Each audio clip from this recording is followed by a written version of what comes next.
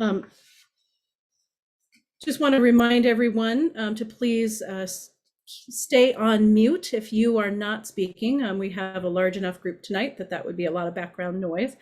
If you find that your internet connection is unstable, you might consider turning off your video feed or calling in to get your audio via mobile phone.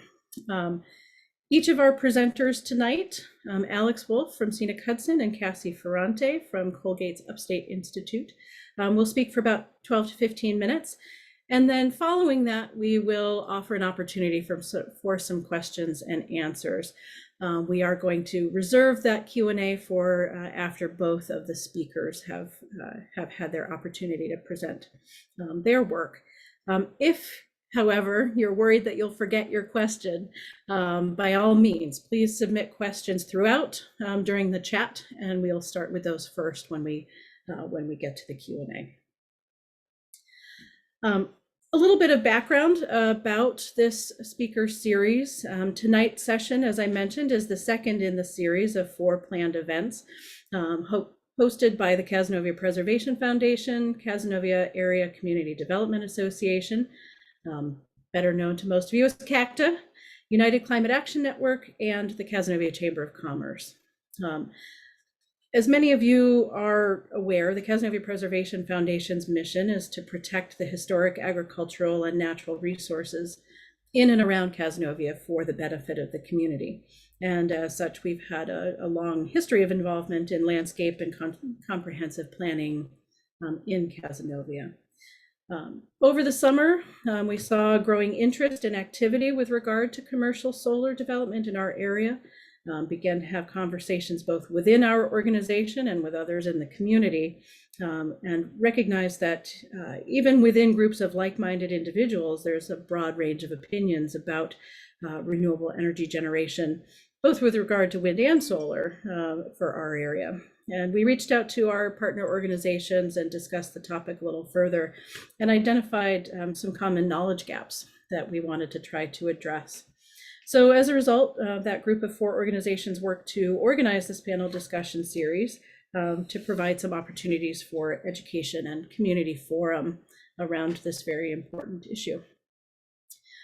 In the first session, which was held in late June, the goal was to provide a broad framework and build a common base of knowledge generally within our local community about solar energy generation and commercial solar projects, so that we could continue to engage in some meaningful discussion about how we want to see renewable energy generation implemented in our area. If you missed that session, there are excerpts available you can find the links to that on the main Beyond Rooftop Solar page on the CPF website.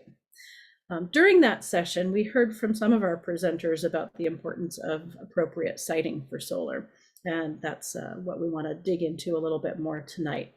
So tonight you'll hear from 2 presenters about the tools that they've developed to help consider some of the complexities around solar siting from a geospatial perspective. And we hope that you'll enjoy tonight's presentation and find it engaging and informative. So first up, we will have Alex Wolf.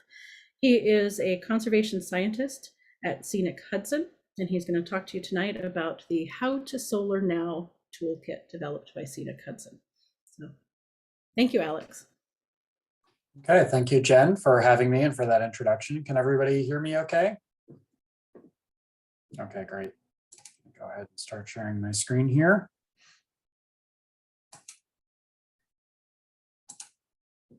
Okay, and hopefully everybody's seeing my mission slide up there. For those of you who may not know, Scenic Hudson is a not-for-profit organization. We are both an environmental advocacy group and a land trust that serves the entire Hudson Valley from just north of New York City up past Albany. And our mission is to preserve land and farms and create parks that connect people with the inspirational power of the Hudson while fighting threats to the river and the natural resources that are the foundation of that valley, of the valley's prosperity. And the picture you see here is of Storm King Mountain in the Hudson Highlands. And this is perhaps one of the most picturesque peaks along the Hudson River. And Scenic Hudson got its start back in the 60s. There was a proposal to basically chop off the top of Storm King Mountain and put a hydroelectric power generation facility at the top of it. And so we started opposing a renewable energy project many decades ago.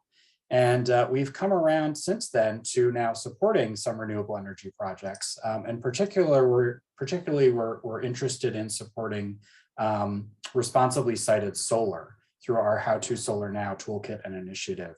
And you know, a lot of people may not immediately understand what the connection is between our mission statement that you see here and the work that we've been doing for the past several decades, and now our sort of rampant boosterism of solar.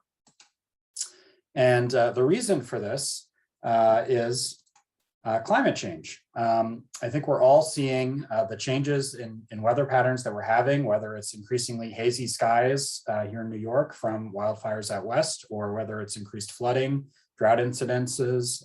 We're definitely seeing the changes.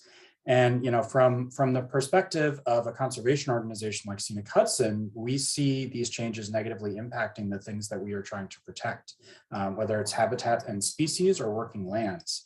So this cute little critter here is a rodent from Australia called the bramble cays malomus, and it has the unfortunate distinction of being the first mammal that has gone extinct due to climate change. It lived on an island, and due to sea level rise, it is no longer with us. And we don't want to see this happening in New York. We don't want to see this happening to our biodiversity or to our natural spaces, but it is happening due to climate change.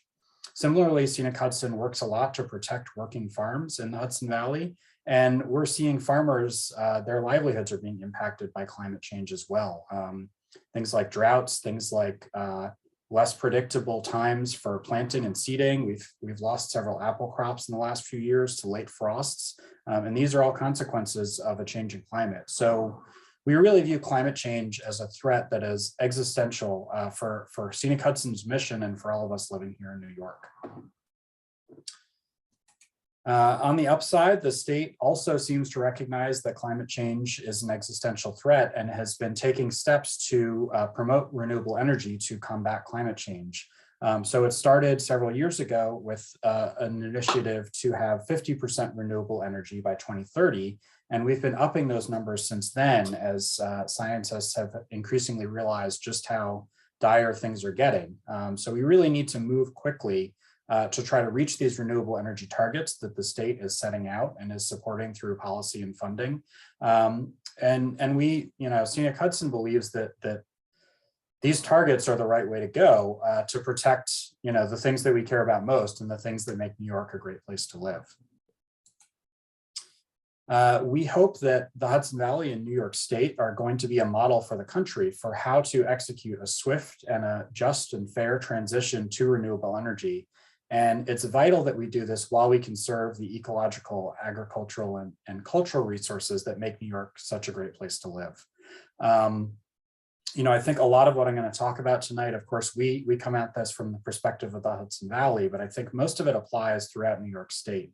One slight difference for the Hudson Valley, as opposed to some other areas of the state, is that we are primarily facing solar development and not wind. Other areas are seeing both solar and wind development or just wind development. But because the Hudson Valley deals primarily in solar, when you're talking about renewable energies, we are focusing on that with our advocacy efforts. And so the question is, you know, how do we get there? We have these renewable energy targets that the state has set and that we believe in, but how do we execute this transition to renewable energy without negatively impacting all of the resources that I mentioned, the things that make us want to live here in New York? So the How to Solar Now toolkit is our answer to the question of how do we get there. It is a decision-making support toolkit for stakeholders here in the Hudson Valley, but throughout New York State as well, and trying to get everybody together in dealing with the climate crisis. And so we have 3 tools in the toolkit so far. The first we developed in 2018, which is a guide to siting renewable energy. And this document, which is a beautiful report, you can download it. And this really deals with individual projects. So things like screening, view shed impacts, setbacks, things like that. What should you be thinking about? What are the best practices when you're thinking about a renewable energy development? The next tool we have is best practices and recommendations for zoning. And again, this says Hudson Valley, but it could just as easily say New York State.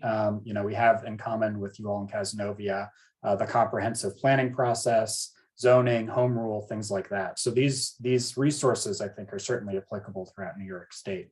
But whereas the first item was site specific for individual projects, the solar zoning is obviously for municipalities as a whole, to think about how to revise your zoning to reflect sort of these changes in renewable energy. And then the last tool in the toolkit thus far is our solar mapping tool. This was developed with financial support from the Doris Duke Charitable Foundation. And that's what I'm going to focus the rest of my time on here this evening. So again, this is a solar mapping tool. It's an online interactive mapping tool. We really wanted this to be an educational resource to help users to guide exploration and prioritization and to really inform the conversations. We engaged with several different groups of stakeholders when we started developing this, and it was farmers and agricultural experts, it was conservation scientists, it was municipal folks, people on planning and zoning boards, county officials, and it was also solar developers. And even from the solar developers, we were hearing that they would love more educational tools so that people understand projects that are being proposed, know the right questions to ask about them, that sort of a thing. So with that in mind, we're hoping that the solar mapping tool helps support comprehensive planning and zoning at the municipal level, that it helps users to assess a site for potential solar development. And ideally, folks will also use it to set community renewable energy goals and develop climate action plans.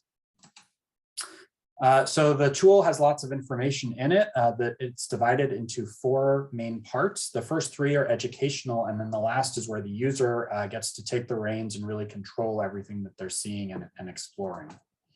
So part 1 is really background on solar and the types of solar you're going to see in New York State. And it sounds like you all have covered this back in the June session to some degree.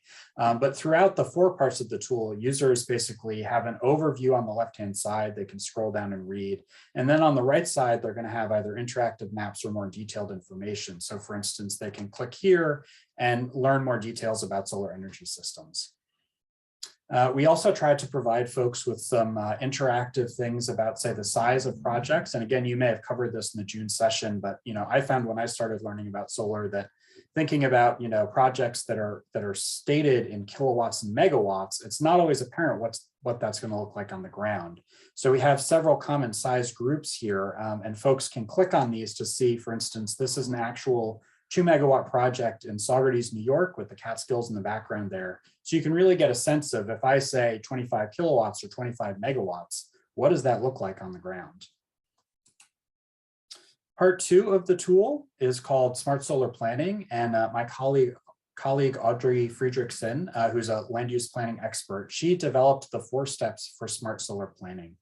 We found that a lot of developers come at this from sort of a technological and an economic standpoint of, what does the infrastructure look like on the ground? Where can I get a project done economically? And we wanted to take that and flip it on its head a little bit and start coming at this from a land use planning perspective. If you look at your municipality or your area as a whole, what are the existing patterns of land use, and which areas of your community does it make sense to start thinking about solar opportunities? So once you have that sort of overview, the comprehensive planning perspective, then you can start looking for the solar opportunities in step 2. And these are the places where you might build a solar project without any changes to land use. You can identify locations where there might be some impacts, but you can avoid the most negative impacts to the things that your community values the most. And then finally, you can start looking at evaluating the actual feasibility of a project from an engineering standpoint, from an economic standpoint. And part of the reason for doing that last, in addition to the advantages of thinking about it holistically as a community, is that the grid can always be upgraded. Economic incentives from the state have been changing over time, market forces change. And so, the feasibility aspect of things can change. But if you've done comprehensive planning, if you've set up your zoning so that you're steering projects to where it makes the most sense for your community, then those pieces are in place, and then the developers can worry more about the feasibility part. Now, in the solar mapping tool, we encourage folks to bring lots of local knowledge and local planning documents to the table. You all are fortunate in that Cassie and CPF have done a lot of this work for you, and so I'm going to leave that to her for her part of the talk.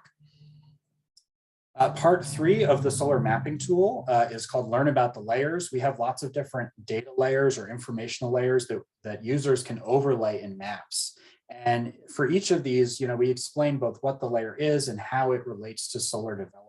And we use those 4 steps of smart solar planning as a framework for going through all these different layers. So for instance, step 1, we talk about existing land use patterns. If folks don't know how to read the maps here, we have sort of help features that are interactive so they can learn how to read these maps. And they can zoom in and out on the right side here with their map. They can find their town. They can kind of explore. And as we go through the parts, different layers show up, but the map stays zoomed to your town, at least in the Hudson Valley. Not all these data layers do show up for Cazenovia, but again, you all have CPF and Cassie helping you out with that.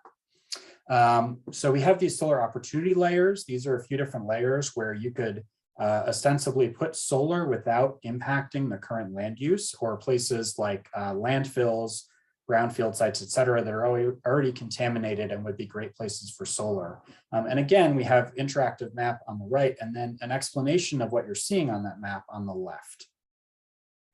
Step 3, we go through the valued resources and where those are in your town or your community, and what are valued resources. It's what your community values most, but it's things like habitat, wetlands, agricultural soils, cultural and recreational sites, whatever those may be. We've done our best to map them here. And again, we're showing here, this is agricultural soils, prime farmlands, et cetera, explaining, what you're seeing on the map, but also how that relates to solar development. So even if your town isn't on the map here, there's some great information on the left-hand side. And we do include, again, sort of detailed dives or info dives, as we call them, with these blue buttons. So if you want to learn more about co-locating solar and agriculture, you can. And that's something that we spent some time gathering information and resources on. A lot of folks are very nervous about agricultural spaces losing out to solar. And we've found that, it doesn't have to be an either or, it can be an and. And there are opportunities to put solar on existing farms that are going to continue to be farmed. There are lots of great sort of co-benefits that can occur. And so we get into those in the solar mapping tool. So finally, we get into the development feasibility. And again, Cassie has looked at this for you all, so I'm going to skim over it, but we explain again sort of what the different grid elements are, what to think about when you're siting solar, and we have some informational resources here on the left side, as well as the interactive maps. So once users have sort of learned about solar, about smart planning for solar, and about all the layers at their disposal, then we sort of let them loose. They have full functionality in part 4. They can turn on and off any layers they want. They have other tools available to them, and they're really free to explore. I'm sorry to say that not all of our layers do extend outside the Hudson Valley, but some do. And again, Cassie is going to walk you all through a Cazenovia specific study that she's done with more detailed and more localized map layers, which is an incredible opportunity for you all. We did actually create a replication guide with the hope that the solar mapping tool might be replicated or used outside of the Hudson Valley throughout New York State.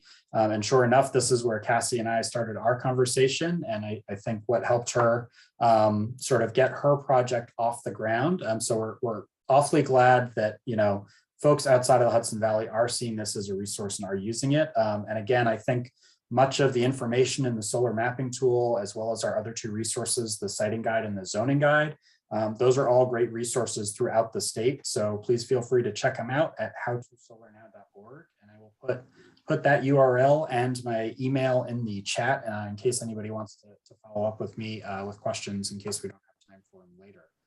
So that's just a taste, but I wanted to make sure Cassie had enough time to do her presentation. So I will stop sharing. and let her take over.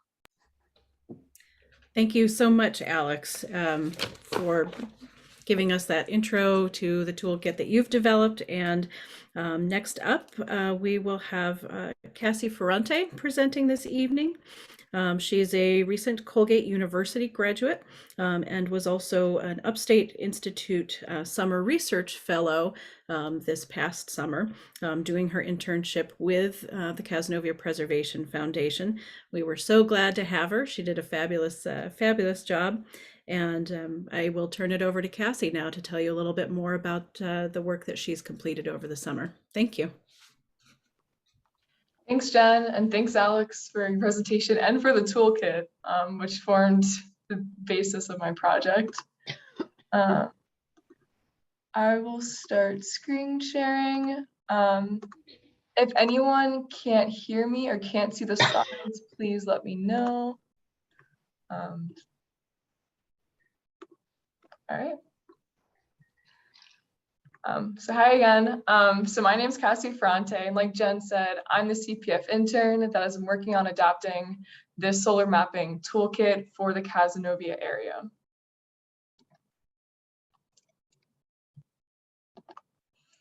And so to give everyone a brief overview of what I'll be covering today, I'll start by going over state and local renewable energy targets, which Alex touched on.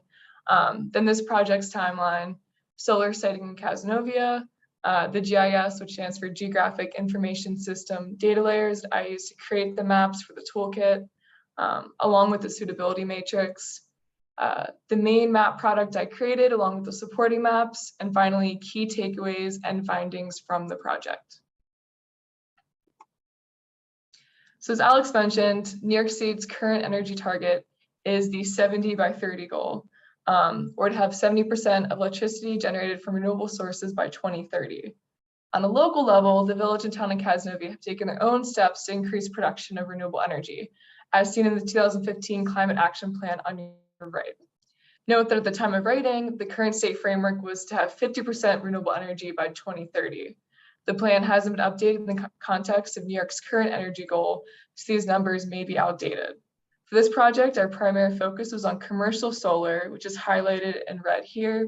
The other types of solar projects, such as residential, municipal, and solar installations on school buildings, have already been identified as potential sites for solar energy. So with this framework in mind, and with the overview Jen gave and how this project came to be, I wanted to provide more detail on my role in the project. So in the fall of 2020, CPF reached out to Colgate University's Upstate Institute program to request an intern. The Upstate Institute places Colgate students with local organizations for the summer to assist with the research project. In this case, to create a decision support tool for the town and for CPF to use in these discussions around solar. At the time, Scenic Hudson had released its solar siting guidelines, but not the toolkit. In June, when I was brought on, Scenic Hudson had released its awesome solar mapping toolkit, which became the model for this project. Our goal, however, was to create a series of static maps that the town could use to evaluate projects down to the parcel level. And starting in July, CPF began attending the Town of Cazenovia Solar Working Committee meetings to receive feedback on the toolkit. So what does siting for solar in Cazenovia look like? First, we looked at site suitability with regard to solar, focusing on slope and aspect. And just to quickly define those terms, slope refers to the rise or fall of the landscape, and generally flat-lying areas are the best for solar development. Aspect refers to the direction a site faces, with south-facing slopes generally being the most suitable for solar. Next, we looked at conservation value, considering Cazenovia's historic, agricultural, and natural resources as consistent with CPF's mission. And then community input was considered in refining the model, and opportunities for additional input exist, like the public solar committee meetings. All of these factors were used to refine the current version of the model in order to identify the areas that are most or least suited to solar development. The toolkit can now be used to support municipal officials in decisions related to both solar planning and incoming project evaluations. So in creating the series of maps for the toolkit, the data hunting one was a big part of it. But we used the publicly accessible data layers that Scenic Hudson had included for their project. However, we also incorporated data sets that were locally available at a higher resolution, such as the zoning districts and the tax parcels that are specific for Cazenovia. In considering solar feasibility, we did not incorporate transmission lines and three-phase lines into the model, but kept them as a visual data layer in the supporting maps to be considered in the context of other site characteristics. Like Alex said, the infrastructure can be upgraded, which can increase the number of potential sites for solar. Another reason we didn't include them was the importance of these lines depends on the type of project. For example, transmission lines matter more for larger projects that generate more electricity. And since these terms can be confusing, and I certainly was confused the first time I heard these terms, I wanted to take the time to explain what these lines are and why they matter in the context of solar energy generation. So transmission lines, as seen on the left over here, and three-phase lines are seen on the right over here. And so these transmission lines carry the bulk movement of electrical energy over high voltage lines. And so these lines are for large scale energy generation projects and are designed to move power over long distances. And the map image shown is from one of the supporting maps. And so the green and blue lines shown here are the two main transmission lines that run through Cazenovia. And so on the right, three-phase distribution lines look like what we're accustomed to seeing in residential areas or along a main road. These lines are designed for regional distribution of power. And the accompanying map image illustrates the distribution of three-phase lines in Cazenovia. The different lines represent the hosting capacity of each line, or the amount of electricity each line can carry. And so these lines must have spare hosting capacity in order to support a connection to a solar project. And as shown here, the blue lines represent three-phase lines with the most hosting capacity. So going back to these layers, for a main product, the composite map, which I'll show in a few slides, we only included slope and aspect in ranking sites for compatibility with solar development. And then the mines, rooftops, and parking lots are included in the supporting maps as these are potential targets for solar that have already been identified. So we also considered several different types of resources for their conservation value. For example, the National Register of Historic Places and the location of wetlands. We also considered the Nature Conservancy's Resilient and Connected Network, which highlights existing areas of high biodiversity and habitat corridors to support climate-driven species migration. So after gathering and identifying these data layers, we ranked them according to the following suitability scale in order to locate the areas most or least suited to solar development. Shown is an excerpt of that matrix with the ranking scale here on the left. So working with CPF, I developed a first draft of the matrix, which was then reviewed by the Town of Cazenovia Solar Committee. These revised rankings were then incorporated into the model to create the composite map. For example, as seen here, wetlands have received a 1 rating because they are not a suitable location to build solar panels as they provide crucial habitat for many species. So finally on the maps, using GIS software, these layers were then stacked to create a composite map shown on the right. And I included a larger version of the legend so it could be more legible on the left. And so solar development is currently prohibited in the areas shown in gray because of current zoning codes, or it is currently deemed unsuitable in these areas because they received a value of 1 in the ranking. Therefore, these areas were grayed out and excluded from the subsequent analysis. So then the remaining areas, the ones that did not receive a 1 rating, were ranked on a bivariate scale, considering both conservation value and solar feasibility. And this legend is shown on the left over here. So using the suitability rankings from the matrix, these layers were then combined within their category to produce a conservation value layer, shown in blue, and a solar feasibility layer, shown in red. So viewed together, areas in the brightest red, which I've circled here, are those which have the highest solar feasibility and lowest conservation value. In other words, the most suitable. Areas in the darkest blue are those which have low solar feasibility and high conservation value, or in other words, the least suitable for solar development. And since that was kind of like a grainy picture, I want to provide a more in-depth example of what this looks like. So here's an excerpt from the composite map that shows a range of suitability. And so the most suitable locations for solar would be the areas with the brightest red here at the top center of the map image. And then the darker area in the middle is least suited to solar development because it has a high conservation value of the resources present. The areas in white contain resources with low conservation value, but also low solar feasibility. And so these are less suitable as well. And then another quality of the composite map that you can see here is the ability to assess the suitability of an area within an individual parcel, which are these dark gray lines on the back. So along with the composite map, I created a series of supporting maps. These were made to show the layers that holistically created the composite map. So on the left, I've included a description of what these are, and they include solar suitability, land cover, water, historic, natural, and agricultural resources, as well as scenic view sheds. So viewing these, you can see which resources have been grayed out on the composite map, which resources are in proximity to one another, and other useful information to assist with interpretations of the composite map. So for example, on the agricultural resources map here, I know it's a little hard to see, but the dark brown areas represent areas of prime farmland soil. So these are soils of the highest quality for growing crops.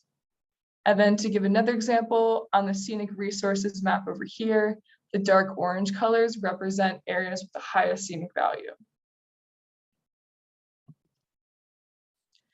So in wrapping up this presentation tonight, I wanted to go over the main advantages of the toolkit, key takeaways from the composite map, and what's next for this project. So first, the greatest advantage of this project or this product is that it provides a context for comprehensive planning strategies around solar development. This toolkit can be used to guide the course of solar in Cazenovia. And I'm also working on calculating the amount of area covered by the most suitable regions, which were those highlighted in red, to estimate the solar potential for Cazenovia. Another advantage of this toolkit is that it was created to be used at a local scale. Scenic Hudson's model was designed to be used at a more regional scale and primarily for areas in the Hudson Valley, whereas this one was designed specifically for Cazenovia. And so the key takeaways from the composite map are that there are dispersed pockets of suitable areas for solar, but not one large contiguous area. And that has implications for the direction of solar in Cazenovia. Another takeaway is that this project is an evaluation tool and it does not take the place of site-specific review. This tool is meant to provide more insight into project proposals brought before the town and village of Cazenovia. This also requires the addition of the solar developer's perspective on what is physically feasible for a project. And so finally, our goal is to continue to solicit community input through outreach events like tonight.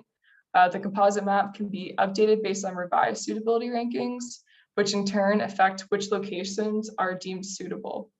Another future goal of the project is to develop an online interactive version like Scenic Hudson's, where you can view the different layers all at once. And this especially will allow the viewing board to understand the underlying basis for rankings like all in one time. And with that, I want to say thank you everyone for your attendance this evening, and I look forward to your questions and comments.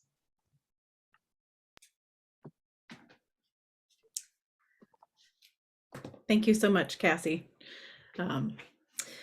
So at this point in the evening, we would like to open it up to some questions from the audience.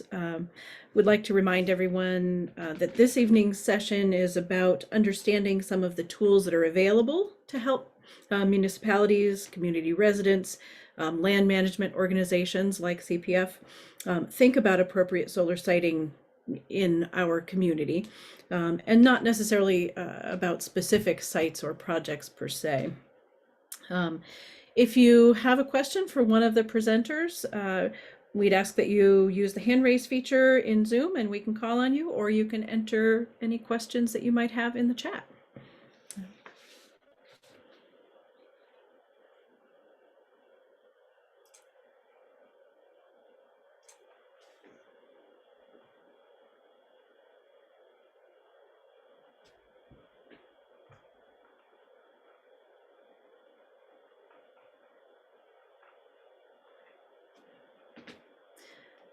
Is there anything that that you would like us to elaborate on a little bit more? Oh, I see a question from Jeff Navius.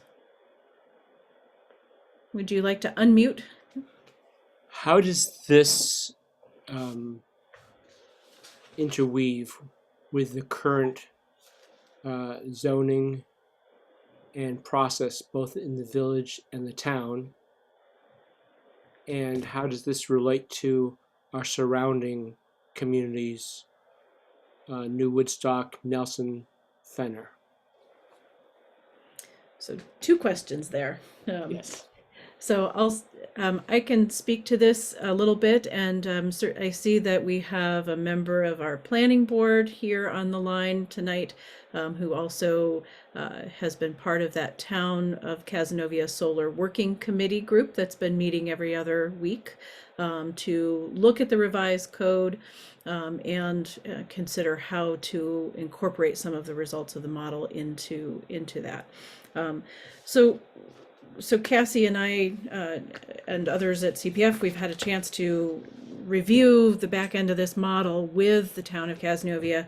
And as that code is being updated, it sounds like the current plan is to use this model as a reference tool that would be called out as a resource in the revised code, similar to other like the Lake Watershed Protection Plan is currently referred to as a resource, a guiding resource in the code. And I will give Bob Riddler a chance. If you would like to, would you like to speak to that at all? Sure. First, I'd like to thank all the presenters for an outstanding job. I know Cassie's done an extremely wonderful job of creating the overlay map. And Alex, your explanation tonight was very helpful for everyone, I believe. And as Jen indicated, I'm a member of the the town solar planning committee. And we're working to kind of gather as much information as we can regarding solar development within the town. And we're supported by CPF and those folks.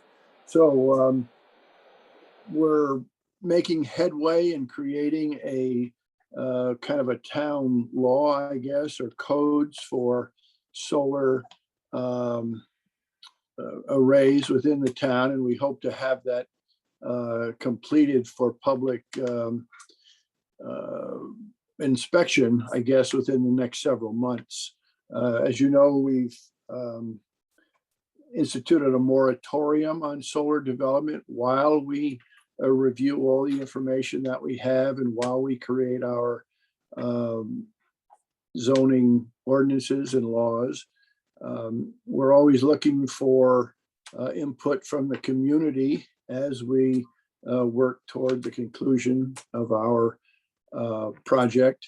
I see there's several members on the Zoom tonight who attend our meetings, which are every other Tuesday. And so our next meeting is next Tuesday.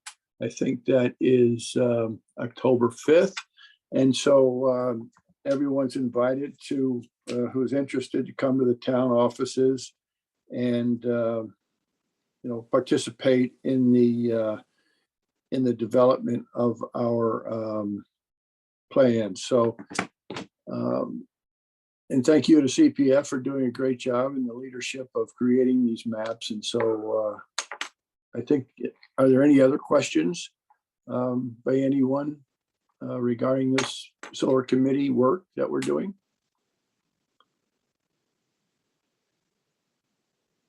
I guess not. All right, Jen.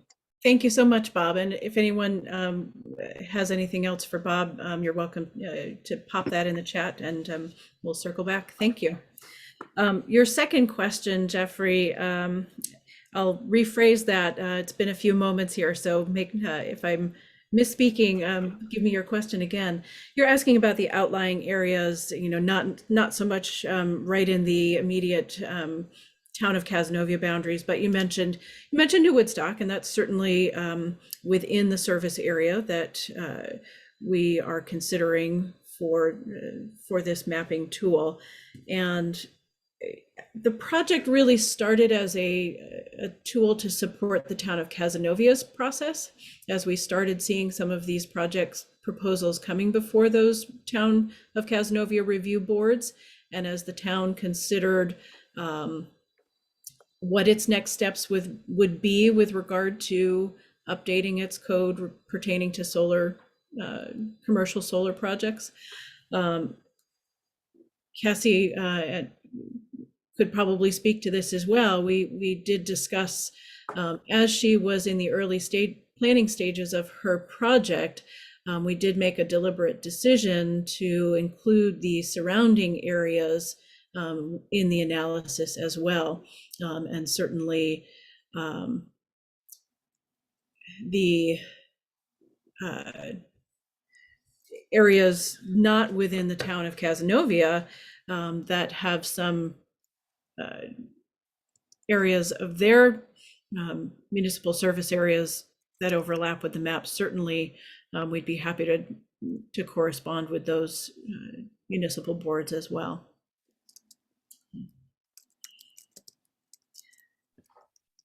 Going back to the chat here, I see a couple of questions.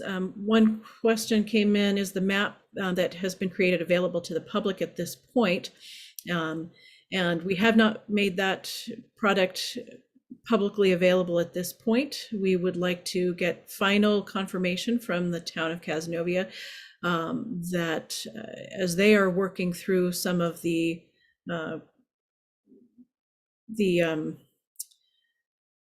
questions with regard to some updates or more specific information to be included in the town's code pertaining to commercial solar, we want to make sure that the model incorporates all of those changes.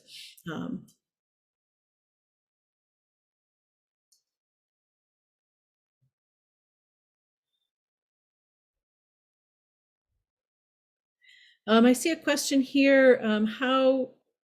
This is a question from Jeff Navius. How are the town and the village of Cazenovia working together? I might throw that one back to Bob Ridler. Well, right now, since it appears that the greatest opportunity for solar development is in the town as opposed to the village, simply because there's obviously more open space within the town than the village. But we certainly are cooperating with the village and considering some sources or opportunities for solar developments within the village. And as we kind of move forward with our plan and so forth, we are sharing that, and we'll share it with the village government as we develop that plan, so that we're inclusive with both the town and the village. Thank you, Bob. I see a question here from Lori Dudley, and this one's for Alex.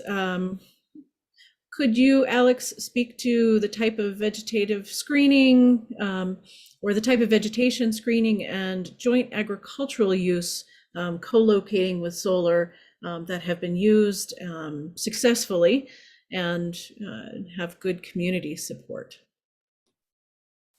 Sure, I can do my best at least. I'm by no means an expert on solar per se, but yeah, so there are a lot of, as Lori said, joint agricultural uses with solar. It's sometimes called co-location of agriculture and solar, or agrovoltaics. And there's a lot of experimentation being done with this, both in the US and in Europe, with sort of similar agricultural conditions. So some of the most cutting edge technology that I've seen being tested right now that I find particularly exciting is sort of translucent solar panels that allow sunlight to get to crops below. The University of Massachusetts also has some experimental solar arrays that they are growing produce underneath, so things like kale. And in a lot of these studies that are being done on this type of thing, they're finding that some crops actually do better underneath solar panels because they are less heat stressed and they're able to retain a little bit more moisture, getting shade for part of the day, but not all of the day. And simultaneously, the solar panels often run more efficiently because the evaporative cooling that happens from the plants helps to cool the solar panels. And heating is actually something that makes solar less efficient in a lot of cases. So there are some real sort of win-win scenarios with literally putting panels on top of some crops. And of course, some crops are amenable to this and some are not. You can also think about co-location at the level of a farm. So for instance, we know of at least one farmer here in the Hudson Valley who is sort of struggling financially. And, they said, look, I can either lease a third of my farm to solar, and I'm going to lease the least productive lands on my farm to a solar company. And I can keep farming the other 2/3 of my farm if I do that. Or if I don't do that, I'm basically not going to make it financially, and I'm going to be looking to sell to a housing developer. So there are also opportunities there where, you could see part of a farm, perhaps soils that have been already sort of over-farmed out of nutrients, or perhaps rocky soils, slopes that are a bit steeper, or places that don't drain very well. I know a lot of farmers around here have problems in a wet year where they just can't get in to work the fields because they're too wet, too late in the season. So those are all great places to put solar, and these solar panels can generate a really consistent income for farmers and offset some of the financial unpredictability that comes with farming. And you can envision fields where either they are too wet, there have been runoff and erosion issues in the past, or fields where they've been farmed with row crops too much and the nutrients are denuded. Putting solar on those fields and underplanting them with cover crops is going to help restore nutrients to the soil. It's going to help with runoff and erosion issues, things like that. So there are opportunities there as well. The last thing I'll mention another thing I'll mention is grazing. There is a New York Solar Grazing Association, and their goal is basically to connect people that farm sheep, shepherds, with solar companies. And this can be a win-win. Some solar companies are paying landscapers to come in and spray pesticides and mow and weed whack under their solar panels. And the Grazing Association seeks to basically find sheep to do that job for them. It's much lighter on the land. It provides shepherds with more wastelands to graze their sheep on. And so there's another sort of win-win scenario that can be found with agriculture and solar. Pollinator habitat is another one that solar developers like to bring up a lot, and there is certainly opportunity there.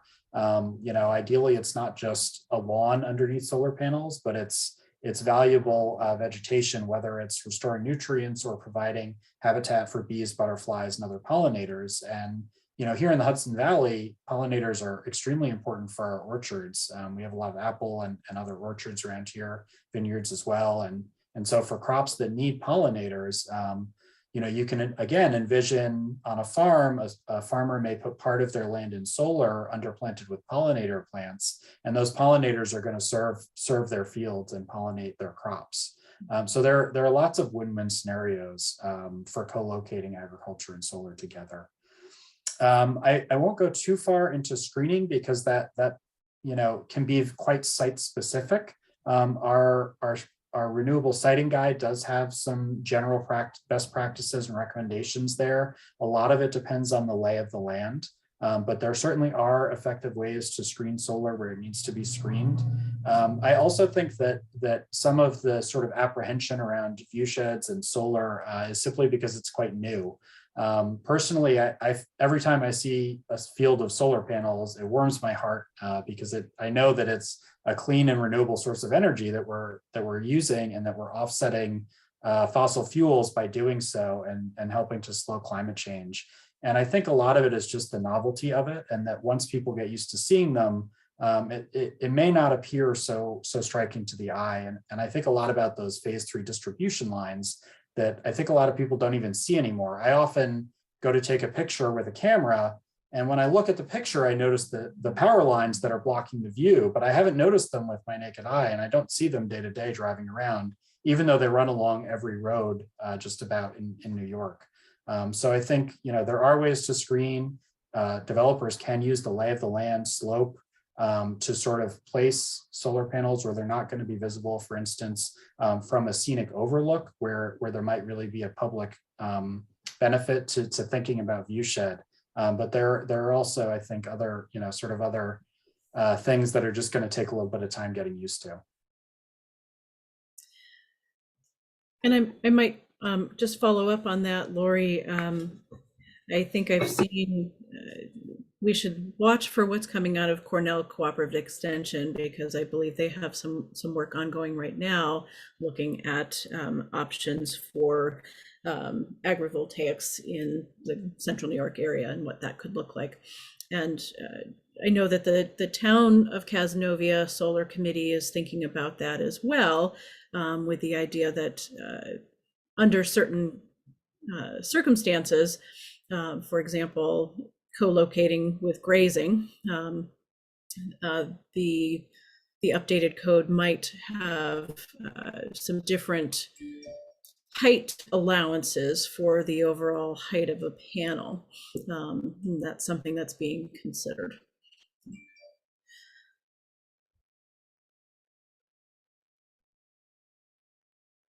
think we've addressed everything that's in the chat at this point. Any other questions from members of the audience tonight?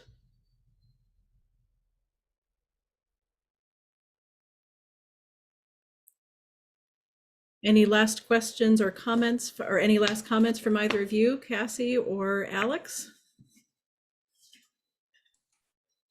I'll just thank everybody for attending tonight, and thank you to CPF for inviting me.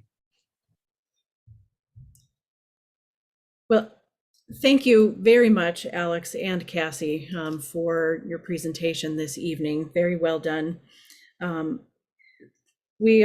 like to give you a little bit of a sense for what's next, what's upcoming with regard to thinking about solar. Oh, I have one more new message. Maybe we have one last question. Okay. Jen, I can speak to this last question if you want. I see one more question has just come in. Well, I think we've got time. Lori asked if there were opportunities for parking lot solar or solar on commercial buildings. So Cassie, if you'd like to speak to that. Yeah, so in the supporting maps, one of them is called solar suitability.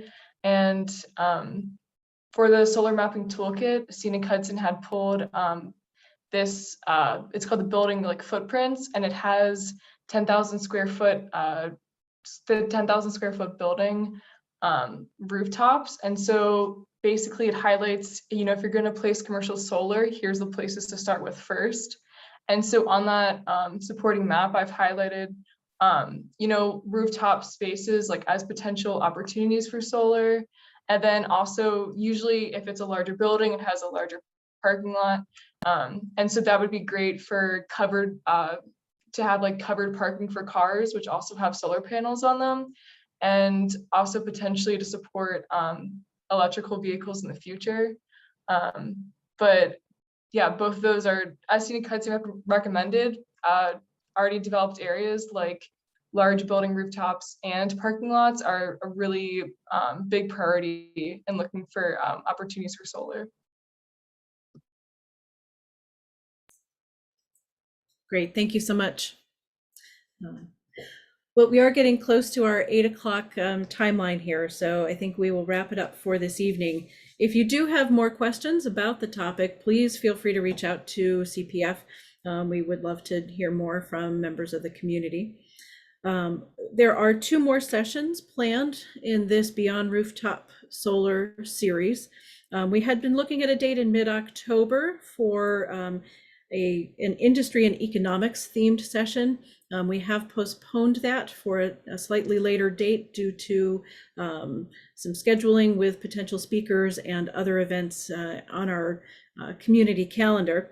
But look for updated information on the timing for that October session. And then we're looking at a session on November the 10th that really focuses in on considerations regarding farmland conversion to renewable energy generation. We'll be posting information about the format of those events, whether those will be online or in person, and final information on that October date for you soon. In the meantime, as I mentioned, if you missed the first session in the series, visit us at www.caspreservation.org, and on the Beyond Rooftop Solar webpage, you'll see the excerpts from session 1. In closing, we would like to thank our co-hosting organizations, Cazenovia Area Community Development Association, United Climate Action Network, and the Cazenovia Chamber of Commerce. We'd especially like to thank our presenters, Alex Wolf and Cassie Ferrante. And we'd like to thank all of you for being engaged on this topic and participating in the discussion. Have a good evening, everyone.